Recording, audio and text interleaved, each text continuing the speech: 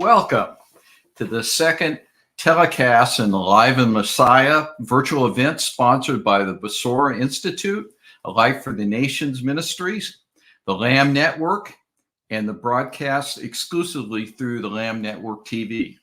We are Craig and Lucille Van Alstyne, two of the hosts from the Lamb Network and Basora Institute original telecast From Our House to Yours. We are honored to introduce the speakers for this episode of the Alive in Messiah telecast, Pastors John and Sandi Craig. Pastors John and Sandi Craig are ministers at the Life and Worship Ministries congregation in Amarillo, Texas. These services are live through the Life of Worship YouTube channel every Sabbath. They also have been hosting an annual full 8-day Feast of Tabernacles camp, gathering for 6 years in the Panhandle of Texas. Starting as prayer warriors on the Lamb Network 11 years ago, John and Sandi have hosted a combined total of 9 different broadcasts, 6 of which are still airing in the present lineup of shows. Through Mark, David Smith, and John Craig have hosted shows together and have been guests on each other's shows many times. Mark, David Smith, and Sandi Craig have hosted over 2,000 shows together on the Lamb Network. John Craig has a unique perspective of world events and reflective ideology centered around the directions our society is headed. Sandi Craig uses her insight comprehension with respect to people and how they treat each other in society, both from religious and secular perspective, to educate us on living in God's kingdom in this world. Their 30 plus years educating the elect in regard to God's ways have earned them a place at this event to help us all grasp what it means to them to be alive in Messiah. Ladies and gentlemen, here to give us their account of what it means to be alive in Messiah are Pastors John and Sandi Craig. It is good to be with everyone. We're excited. Shalom, shalom. Whoa. Shalom. Well, we're going to jump right in here. To be alive in Messiah. That whole topic encompasses so much. I think you and I could probably talk on it for weeks and weeks and some more weeks, but we don't have that. So we're going to jump right in and talk to you just for a little bit and just bring some encouragement and a reminder maybe of some things you already know.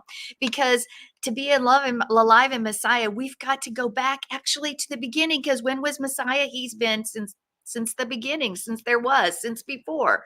And you go back to the first human, the first Adam. And what was his charge? Because it hasn't changed. Just as he walked with Yeshua, just as it all was, so it still is, to be fruitful, to multiply, to produce life wherever we go, to bring forth life, and that more abundantly, to take dominion, to impact the world around us, even the nations around us. That's how that's how the bride is supposed to function. And that includes being light, because Yeshua, our King, our master, our bridegroom, he is light, and bringing light into dark places, to be carriers of Yah's presence, to have that intimacy with Yeshua and draw close to him with the sacrifice of praise, to proclaim his word, which is the Torah, which is Yeshua, all over. That is part of scratching the surface of what it is to be alive in Messiah. And so we've got to go back to the purpose of creation. So let's go there for just a minute. To be betrothed and to be light. So as Adam, the first human, male, female, he was made. You go back to the Eden court, which was almost like a tabernacle. He was the high priest there, so to speak. But we've got to remember, he was formed outside the garden. You may say, well, I'm not in the garden. Well, if you read it carefully, Adam was placed in the garden. That means he was formed outside the garden. Guess where you are? You're outside the land right now. We're outside the land, and Yah does great works within us to mold us, to make us into who and what we're supposed to be, and also to affect the nations around us when we're outside the land. outside the garden, so to speak. Adam's priestly function hasn't changed even with us, because what are we? We are supposed to have Yeshua within us and be that living, walking tabernacle. And the word says that we're priests and kings in the order of Melchizedek as well. So has that part changed? Not really. It's just in the way we do it is done. We can't forget that, because Adam's function was a priestly function as well as all the other things he was supposed to do. We are supposed to do those things as well. Yeah, I just keep on. I think about that. The function that the priesthood function is to minister before Yahweh and Yes. before the people, and how our prayers go up as incense before the Lord. So I mean, there's some key functions that we have that we need to remind ourselves. It's that royal priesthood, or The holy nation. the being kings and priests, as Exodus chapter 19 tells us about, as well as 1 Peter 2:9. right, 1 Peter 2:9, those Yeah. different things. And what does it also do? It also allows us to minister before that menorah, to keep the light burning. And since you're saying the light burning, we need to remember that those that are in darkness are drawn to light. Think about the moths or bugs in a light. You sure find that at Sukkot. What happens? The bugs are all around the light, and if you've got one there, you're in trouble. I'm not calling the nations bugs at all, but there's something that happens when there's light around. People are drawn to it, and our mission hasn't changed. And I also want to add, in all of that, what does it mean to be alive in Messiah? Well, let's go back to Abraham, because there's some more layers to what we are supposed to do, who we're supposed to be, and how we're supposed to see things. Abraham acquired land. Why? So he could be a judge, so he could restore order and peace in the land, so he could render verdicts as in a court to restore that peace. That's what a leader does, and a leader who defeats the enemies that are oppressing a nation and establishes righteousness and justice. Well, that is what we are supposed to do. Establish righteousness and justice wherever we go. We can't forget that. We can't sit back on our laurels and think, oh, well, I'm alive in Messiah, so that's good. I'll just sit back. No, there's a mission and a duty where we have to go forth and accomplish all that he's asked us to. Well, Abraham, he came out of Babylon. That's where he came out of, and he crossed over. And you think about, that's what we're supposed to do, because Babylon is darkness. And going back to the Dead Sea Scrolls, what do we see? The battle is always between the sons of light and the sons of darkness. That's right. And there's a lot to that. But the fact that if we choose, say, hey, I got the Yeshua piece, and I'm good to go. We haven't come out of darkness yet. We haven't left Babylon and all of its trappings. And as long as we're still in Babylon, can we, and that means spiritually, if we're functioning in the world, if we're part of the world, if we look like the world, if we do everything that they do and look the way they do and act the way they do in all things and respond even to hardship and troubles the way they do, then are we salt? Are we light? Are we truly showing that we're alive in Messiah? I think not. And here's the kicker. People are watching. They are watching to see how we act and respond when trouble's around, when things are going great. They're just watching us. Oh, you say you follow Torah. You say you are in covenant. You say you are alive in Messiah. Well, let's see what happens when this. And so they're ready to point a finger, or they're ready to learn. It depends on how we respond. Do we respond like we are the bride, or do we respond like everybody else to the circumstances around us? Well, it's going to determine how people view us, and it's also going to determine our effectiveness in the world, because how can you make disciples of all nations as long as you look and act just like them? Well, you know that. Yeah, I was just thinking about Abraham there. How did Abraham respond? Well, last week's Torah portion was about the 3 visitors, and right after, on the 3rd day of circumcision, and what's he do? He stands up immediately and runs to them, and then bows down, ultimately becoming the most spectacular host that anybody could ever want or think of. And when we think about just our walk, how does our walk reflect even those type of characteristics, which we also see in Yeshua the Messiah? And without it, if we don't have those characteristics, then they need to be developed, or we're sitting back, not developing. We're not taking our responsibility in that. and And walking it out. right. And one of the biggest things that we need to tame are the words of our mouth. Do the words that come forth from our mouth, do they represent the kingdom? Do they represent that we are alive in him? Or do they represent death? Because we know life and death is in the power of the tongue. So our words should bring forth life. Our words should cause Yah's kingdom to grow. Our words should be effective among the nations. Deuteronomy 4:9 says, guard yourself, guard your life diligently, lest you forget the words debar your eyes have seen, unless they turn aside from your heart in all the days of your life. So here we have this word, words, debar. It usually it's translated as words, but here in this occasion, it's translated as things.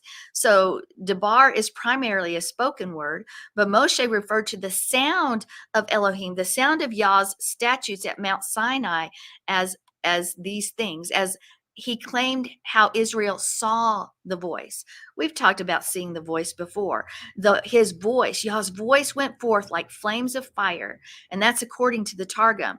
In the Midrash, it claims his voice was like fiery sparks, which rested upon the people, and we see that again in Acts 2:3. Those fiery tongues rested on the people because he wanted to establish his bride with the power and the authority as a group and not as individuals, with the Ruach HaKodesh falling upon them so they could abide in him and do the things he called them to do. We know that changed, that shifted, was sort of rejected. Ooh, that was a little bit scary. But still, the word does not change. His word does not change, and the words of our mouth are still going to affect our environment, whether we're speaking his words or words that are contrary to his words. So we also know that we abide in the wilderness. We just talked about that. We abide in Babylon. We abide in Egypt. You can use any of those words to fit where we live. But even in that word, we still have that word, debar.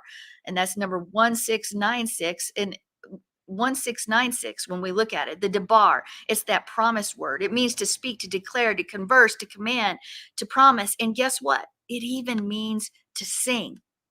We're going to talk about that. So the rest of the world's going to look at where we are at and may see it as a dry and barren place, but the words of our mouth and the way we choose to see things is going to determine what our wilderness looks like, what the world around us looks like, even though we're in Egypt, what's it going to look like and how are we going to fare? The wilderness is the mouth, actually, where that promised word, where that word of Yah is spoken, where that word of Yah is declared. In other words, the wilderness comes directly from the word. Yeshua was sent to the wilderness. We're in the wilderness for a reason and a purpose, so that we can multiply, so that we can grow. Where did the children of Israel multiply? Was it when they were in the land, or was it when they were in the wilderness? Well, even though we are abiding in our Messiah, we're in the wilderness right now, but it's the time we grow. So being in the deserts, like receiving the word, or to be more precise, the wilderness is where Yah's word is actually tested in us. Think about Shaul. Shaul, upon his conversion, where did he go? By his own testimony, 14 years in the wilderness.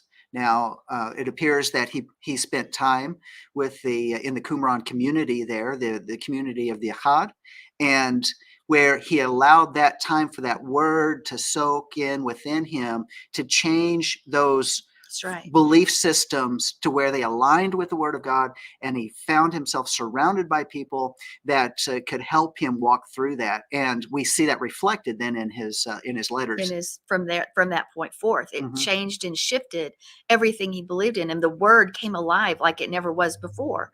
What have we always heard? You can have just the Torah, but you could dry up. If you have all spirit, you might blow up. But when you have all the spirit and the truth, his word, his Torah, then you grow up. And that's definitely true.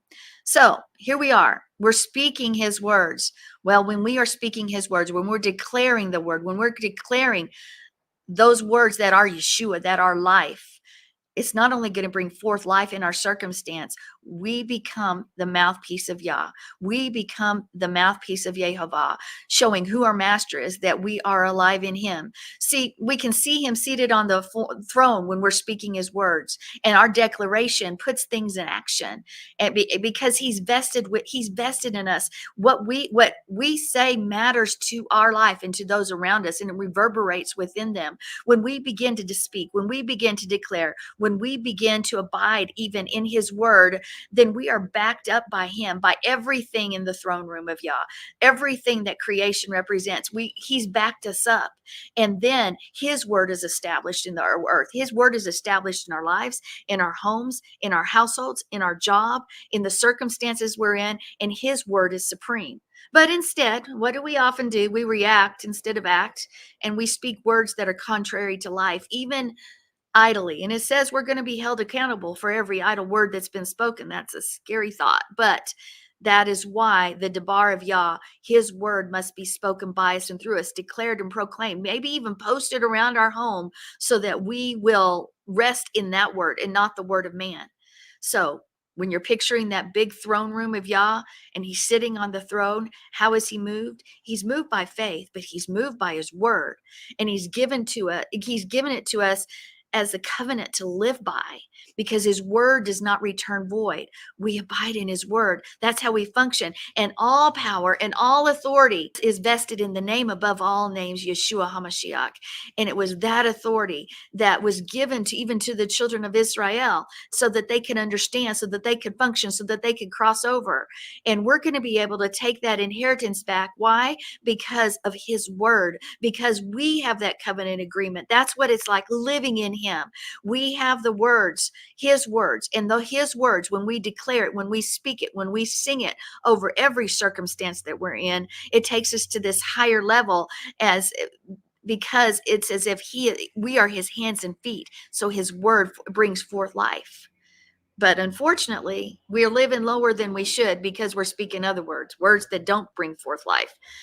And that causes problems all the time. And I mean, we slip up, but it still has the power, and it reverberates forth and brings forth life and death. We have to come into agreement with him and not according to the circumstances of life that we're in. Because if we're in a dire straits and we declare those things that are in our lives, whether it's health issues, money issues, salvation issues, family issues, whatever, job issues, whatever it might be, and that's all we declare, instead of calling things that are not as though they are, we're going to stay in that place of trouble. We're going to stay in that place of tribulation. And yes, sometimes we're brought there for a reason and a purpose because there's a promotion on the way.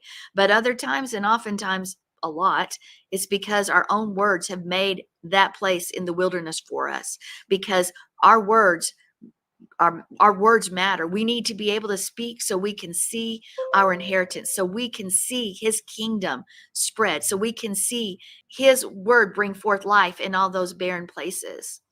So even though we may go through the valley of the shadow of death, guess what, folks?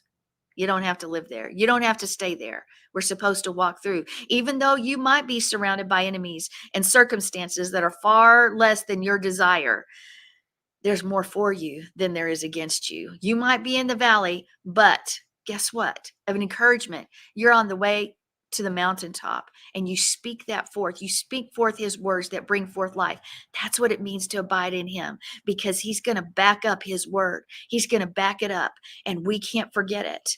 We have to realize that there's power. There's power, and he will act because they're his words. So when you're about to face the greatest enemies of your life, or you are facing them, or you have faced them, whatever it is, then even if it's in the natural realm, it's that spiritual realm that will supersede. His word will manifest and bring forth life. I just remembered, over in what Yeshua said about that whenever you are brought before the courts, that don't worry about what you're going to say, because he will fill your mouth. That's right. I'm paraphrasing that, but he will give you the words to speak at that appropriate time. And so how do you fill yourself with words to prepare for those type of things? Not that you're worried about it, but we just stay in that living word, and in that, as we release that word, it dispels the darkness. And because those words are light, and that light, it's life and the light of men. That's what it talks about in John 1, when Yeshua is the light. And so we're supposed to reflect that. I don't think Yeshua ever sweat when he was confronted by the Pharisees, and he confronted those words of darkness that they were trying to catch him with. That light always dispelled the darkness. But doesn't it? Think about in a dark room, you light a match in a huge dark place. Does the darkness overtake the light, or the light overtake the darkness? It's always going to be light that prevails. And as you said, that really takes us to the next thing that we were going to talk about, of what it means to abide in our Messiah. And that is being light. So we must speak according to the word, the Torah. The word says if his word's not in us, then there's no light in us. So right there, light is compared to the Torah, or number 216 in your Hebrew Strong's Concordance, which means, of course, light, illumination, to shine. And in some cases, it can be used for prosperity and comfort as well. So you could say, not only is he the light, but we could say that Yah is your prosperity and comfort. Now, when you look at Genesis 1:14, which I did not put that in my word, if you wanted to pull that up, it's Ma'or. We'll hopefully he can get that real quick. What was that verse again? Genesis 1:14. Okay. And when you look at that, and that mem is that Hebrew letter mem is added to it. It's in English, it's let there be lights, but that mem prefix actually indicates that there's a light that comes from the light. Okay, I'm going to say that again. There's a light that comes from the light. So we are to be the light. It comes from the light. If he is the head and we are the body, that light is also supposed to be dispel darkness from us being there. Do you have it? Yeah.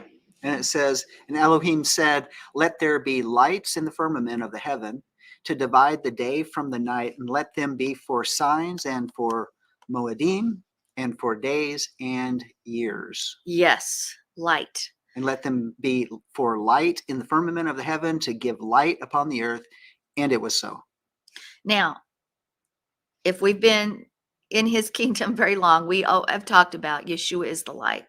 That's easy to say, but even the depth of the understanding to study that out is much bigger and broader than we would even have time for today.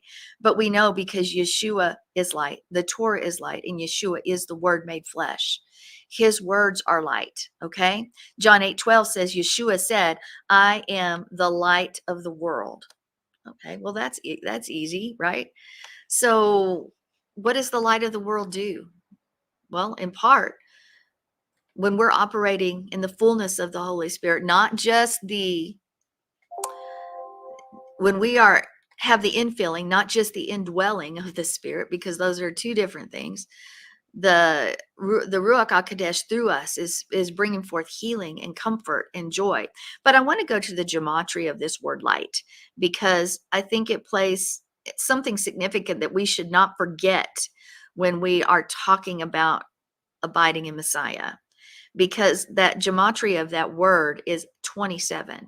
Now, remember, when words have the same numeric value, there will be some definition of that word, something of that word, the sister word, that is going to bring forth more to the definition of the word we're looking at. So when we look at this word yada, which means praise in Hebrew, and the word for my praise is Yahvadah. And Yah, of course, is in our praise. It's the name of who? It's the name of our King, our Yah. But it also has this numerical value of 27. So the same as light. My praise and light play with each other. It's not simply praise, but my praise, which connects me to the light. So that means that if we're living in him, that praise and light go hand in hand. And that just as we desire to be light to the nations, part of that is done. And that goes back to the debar, because debar can mean sing too. And praise doesn't have to just mean singing. It's much broader than that. But there's something about singing and surrendering before him, and our praise and what we do to praise him that is connected to us being light, and to Yeshua, who is the light of the world. Isaiah 8:20 says, the Torah and to the Torah and the testimony, if they do not speak according to his word, it's because there is no light in them. John 3:19 says, and this is the condemnation, that the light came into the world and men loved darkness rather than light because their deeds were evil. For everyone practicing evil hates the light and does not come to the light, lest his deeds should be exposed. Verse 21 says, but he who does the truth comes to the light, that his deeds may be clearly seen, that they have been done in Yah. All right, so here we are.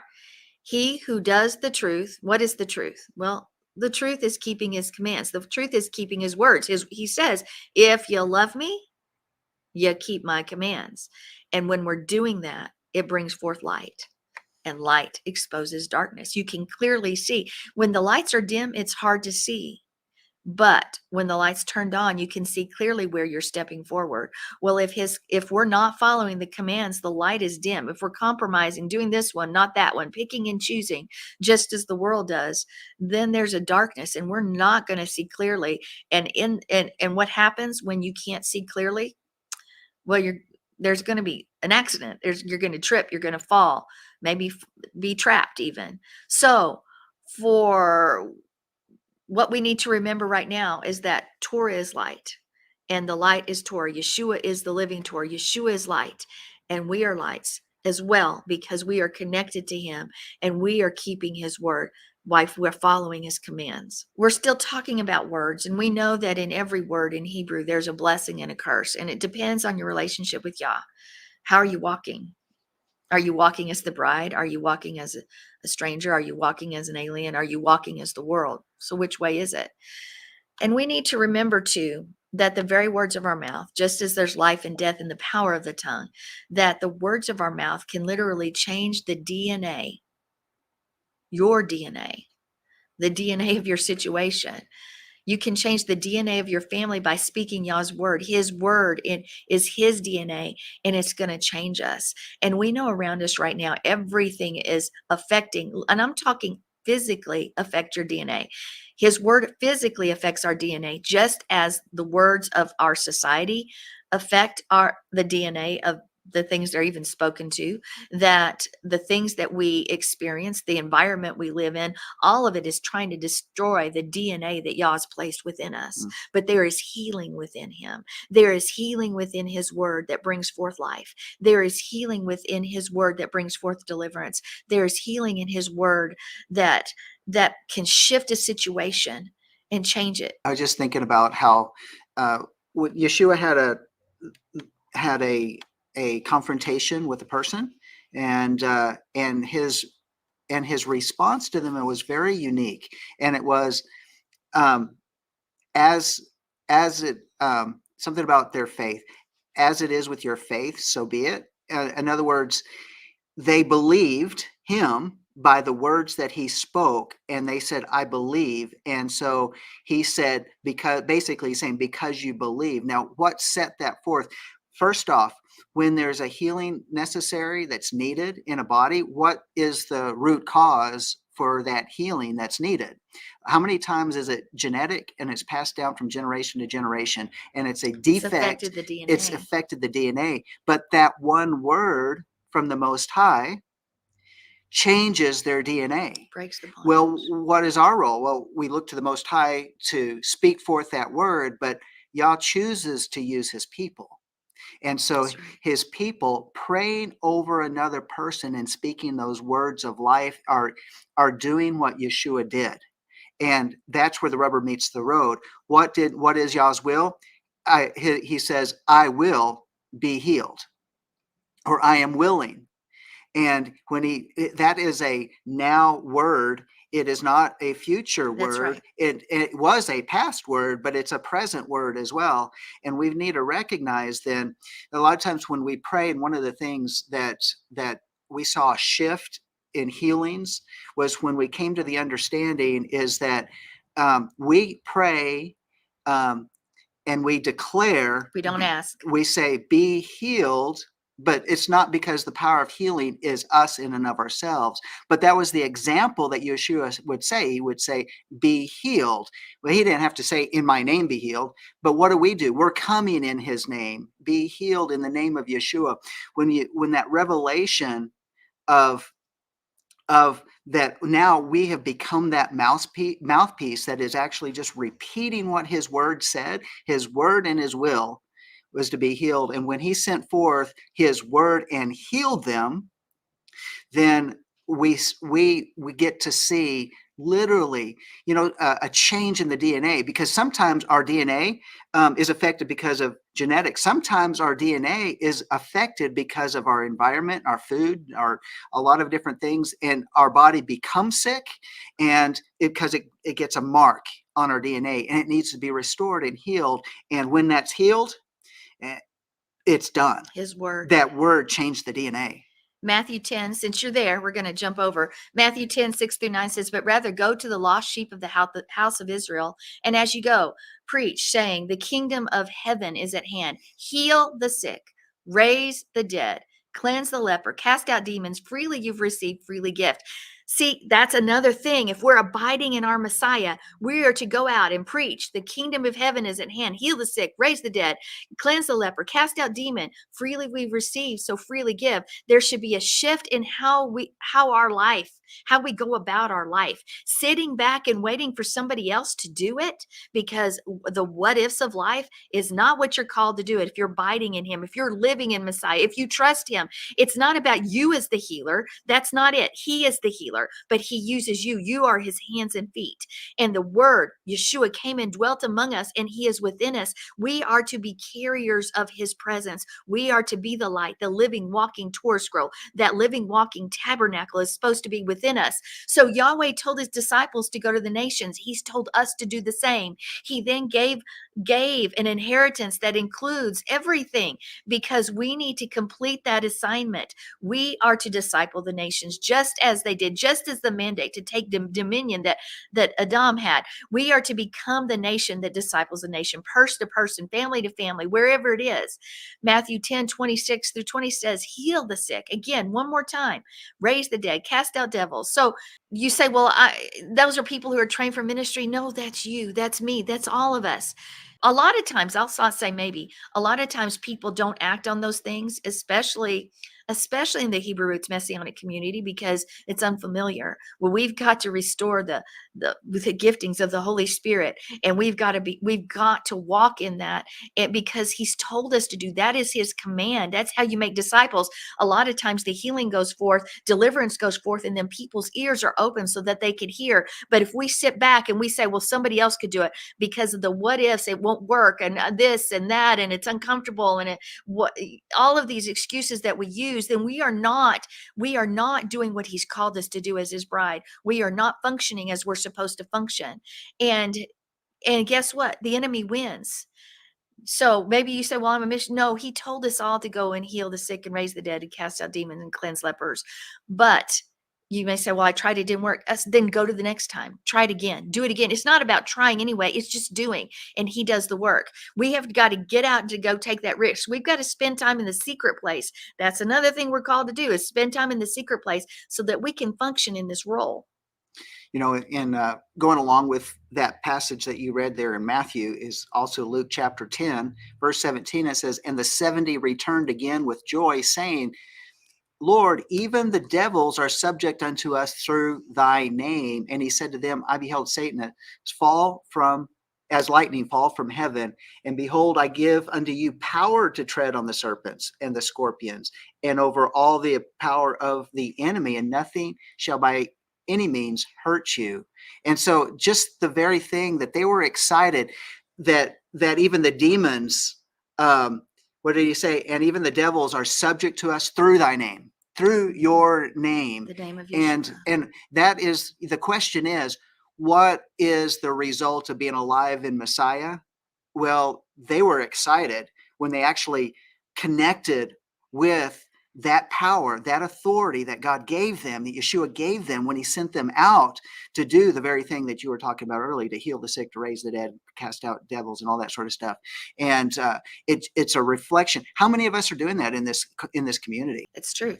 That's unfortunate, though, because that, again, we're so oftentimes we're so focused and I'm meaning people in general, not any specific person, on getting the new thing that's been discovered in Hebrew or in the word that you miss affecting the community. And what are we to do? Make disciples of all nations, be light in the nations, cast out darkness, take dominion, and all these things were already talked about. Our job is not small, it's big, and we can't accomplish any of it without the Ruach HaKodesh operating in us, without Yeshua. We cannot do it. So let's go back to the situation. Have you changed your circumstances, the DNA of your circumstances, the DNA of your life and your family through the words? Or are you agreeing with something else? Why am I not getting healed? Why am I not being delivered? How, if I'm not that, how can I operate in that? Well, we need to speak forth his word in confidence. I don't care what you see. Y'all have heard me say, well, many have heard me say this before. When I was at Oral Roberts University, I was in the healing room, and he was saying, if you want to learn about healing and operate in that gifting. And one of the questions was, what if somebody that I pray for dies right there? Then Oral Roberts says, go, you say next, because it's not about you doing that. You are operating and Yah is doing it. You are simply walking in obedience. And that's what we need to do, because we are supposed to be his ambassadors. And what do ambassadors do? They speak the words of the king. They speak only what the king says. And that's what we are to do. Now, here's the next thing. If you're alive in Messiah, guess what? You're at war. Yep. So you better understand that you're a soldier, you're at war, but you need to understand also you enforce the battle that's already been won. And so that immediately is going to take us into the priestly garments. It's also going to take us to the armor of Yah. In fact, let's go to Ephesians 6:13 that says, therefore, take up the full armor of Yah, that you may be able to resist in the evil day, and having done everything, to stand firm. Stand firm. Okay. So we're putting on the armor and we're standing. Now, Paul he liked military metaphors, and this passage is about the armor, and we're going to just stay there for just a second. And when he concludes the thought, he supplies us with this exclamation point, because he uses this word stenai, and it's actually a derivative from the word histemi, which means to stand firm. It means to endure.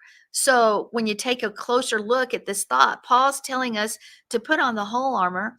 Don't forget any part of it. That's what you need to do. But then you say, well, what am I supposed to do once I have that on?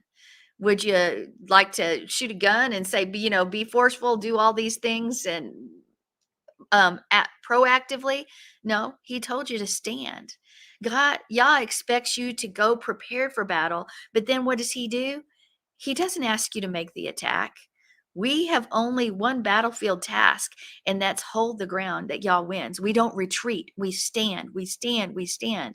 No matter what we're going through, we stand. And that's bringing light into that situation. That's bringing his word into the situation. Now, when we're standing, we may be declaring his word, singing his word, giving forth praise, because those are almighty weapons, using his word, because we are armored up, and that word is part of it.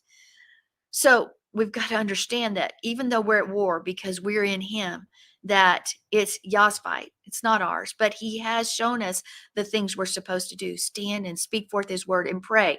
Pray in the spirit, pray in knowledge, pray and stand and declare and sing and worship, all of those things. If Yah is handling the battle, we lose if we are marching around trying to do things on our own. Well, that's pretty much a given.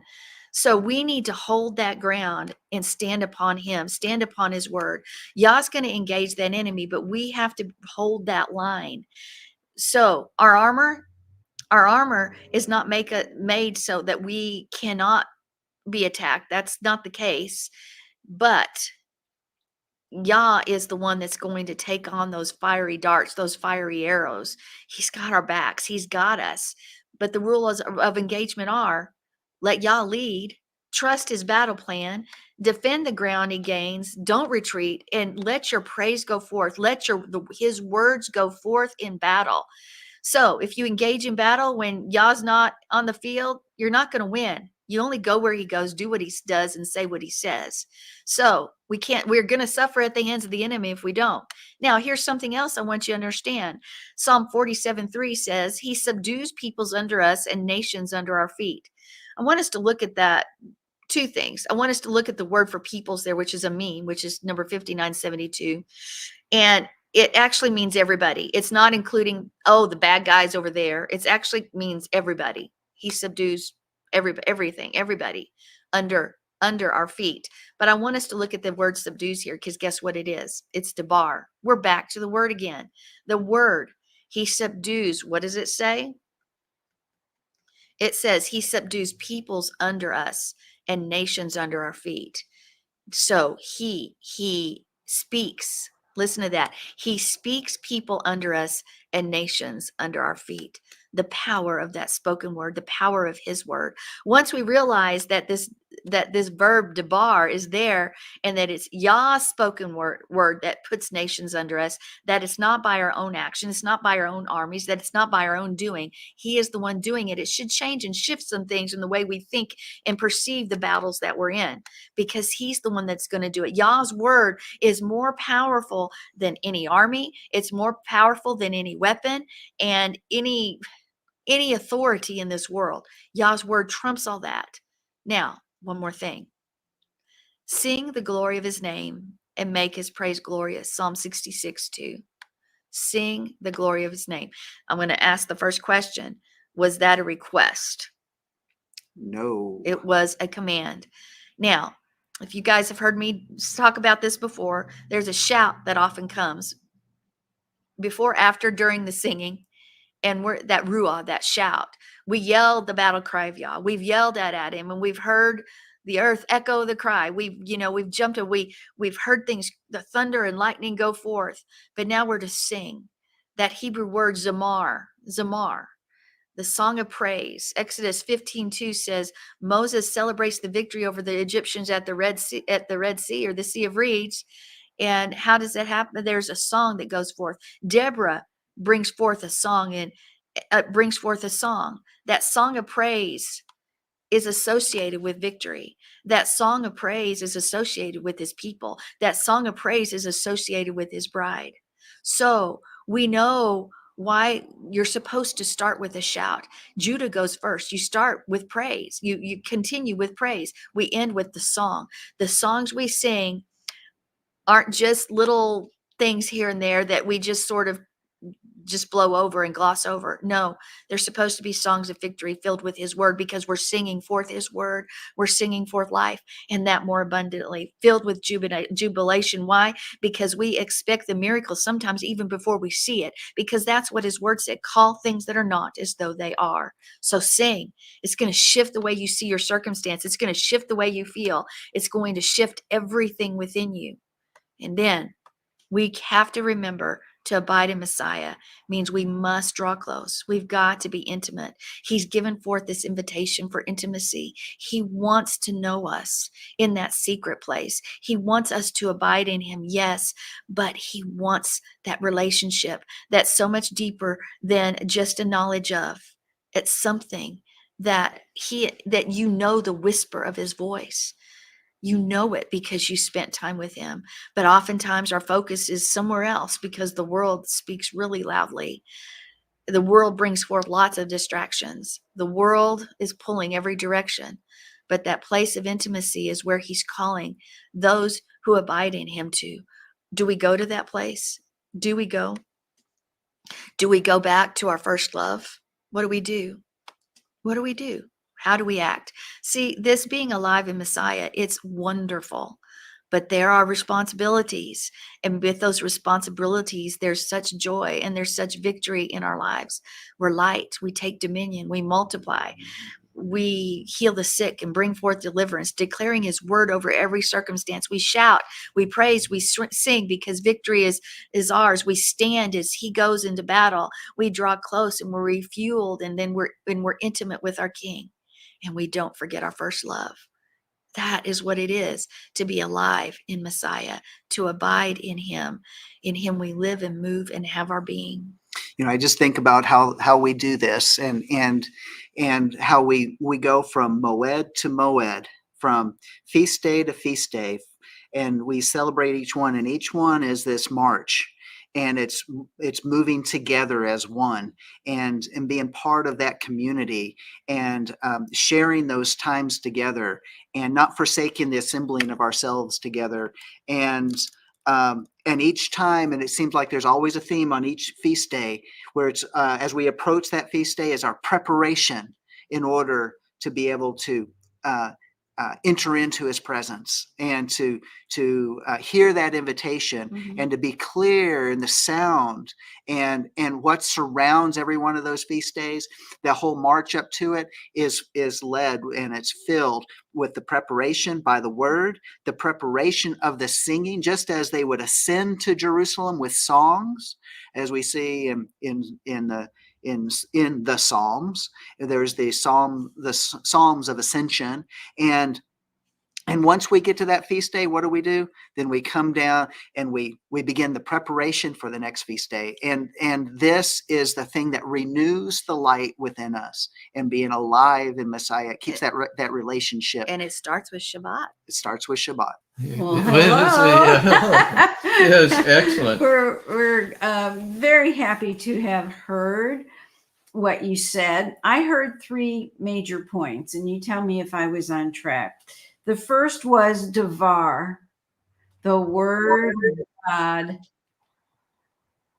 is so important. I teach Hebrew, and I share with my students all the time. One character of the Hebrew alphabet carries deep meaning, deep meaning. And I was so glad to hear what you said about the importance of using the word. Excellent. The second point that stood out to me was the word or. I don't think you said that in Hebrew, but you talked. I meant to. It was in my notes. I meant to. That's okay. You talked extensively about the power of light. And that too is so important. And the last thing I heard was Hashem, the name. Using God's name, when we speak his name, how powerful it is. And that was my takeaway. What did you hear? I thought it was very cogent exegetical insights with the practical application of those in a very encouraging way. So yeah, it was very, very good. Good. Okay. Well, that's what we always want to do. We want to encourage people. I could take each of those things because I'm sure I'm not where you are, but I do teach Hebrew and some things on a smaller scale, I'm sure. And really bring people into the word, into each letter of the word and their cognates and all of these things and how it affects. I love to teach on that and get deep into each of those things, but it would take me months to go through each of those points. So I had to just wide stroke them. So. Well, and I think what's really important is that we have to understand too, it's got to be tangible, and it can't just be heady. You know what I'm saying? It can't just be something that, okay, I have an agreement, because that just comes back to that Greek mindedness. How do we apply it in our lives? It has to be something that we can do.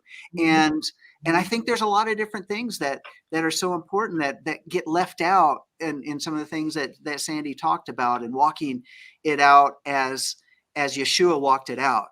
And he gave the disciples, the Talmudim, a commission to go and do and operate in his name. And where is that?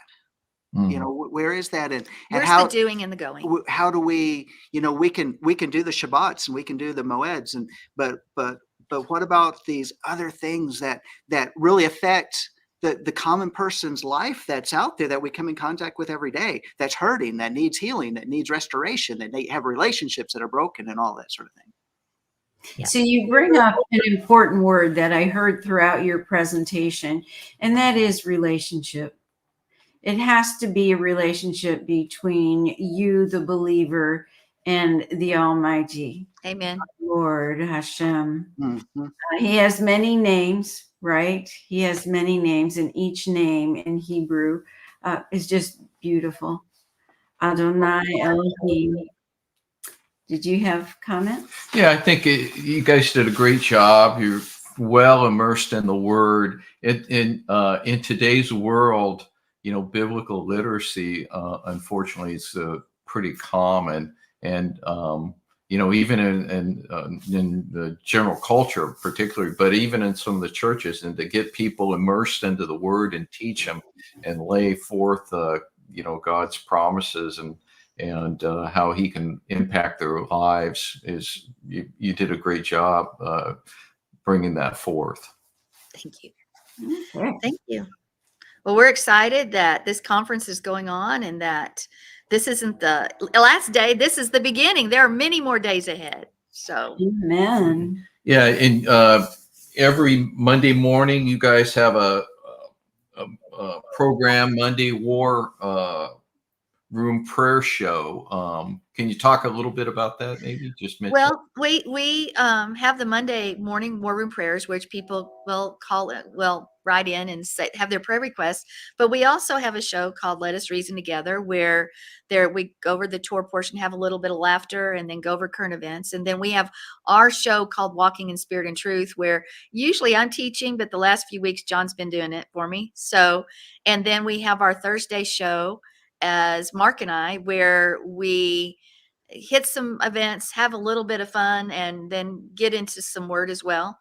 And then if our services are also played throughout the week as well. So it's sort of the whole thing. You get to learn, you get to grow, you get encouraged, you get to laugh, you get to go over the tour portion. It's all between all, and you get to pray for everybody and operate that way. So between all the shows, it's sort of this full gamut of life, I would say. When you Yes. Yeah. Yeah. Excellent. Excellent. But we also have our YouTube channel too, which I know we're on Lamb Networks, but it's Life of Worship Amarillo, what is Life it? of Worship Ministries on YouTube. On YouTube, and you can go to lifeofworshipamarillo.org to our website and get more info. Whoa. If you'll allow me just to kind of reiterate what I think you said, I bet the audience would just love it. Your piece, the Monday War Room Prayer Show, are followed by John and Craig's hosting the Lamb Network original broadcast, Let Us Reason Together, the Monday edition. John has been hosting this show for a solid 6 years. Segments of this show give way to fun, the Torah portion, and a reverent, insightful view of the current events. You can catch both John and Sandi together as they share lessons from the Torah on walking in the Spirit every Tuesday evening on the Lamb Network TV. As we mentioned before, Sandi Craig and Lamb Network owner Mark David Smith have hosted quite a few shows together. Well, that camaraderie is still going strong on the show, The Planet Chapter, seen every Thursday morning here on the Lamb Network. And then on Thursdays, you also have the Life and Worship Congregation services that are archived videos of your Sabbath worship, that you can view those as well. You can send financial support to pastors John and Sandi at the Life of Worship Amarillo.org/donate HTM. Live in Messiah broadcast as we continue our 8-day event. Host Dr. Phil Gigliotti of the One in Messiah telecast as he welcomes authors, speakers, interviewers, and Torah teachers, Rabbi David and Juanita Weiss. Check the Lamb Network TV schedule for start times in your area. If you miss any of the broadcasts or any of the other Live in Messiah events, you can watch them again. Each telecast of the Live in Messiah shows will be archived on the on-demand section of the Lamb TV network for the next couple of weeks. Again, thank you, Pastors John and Sandi Craig, and thank you for the Lamb Network audience for joining us for this telecast of Alive in Messiah. Be blessed this week as a part of blessing to everyone you come in contact with. And remember, you are alive in Messiah. And we are Craig and Lucille Van Alstyne. Thank you. We are richly blessed to bring you what we believe is the fullest, most diverse, yet up-to-date progressive teachings, discussion, and prayer programming you can find anywhere on this planet. Be sure to take the tour of the MessianicLambRadio.com website. I'm Susan Hoogie, thanking you for joining us on the Messianic Lamb Video Network.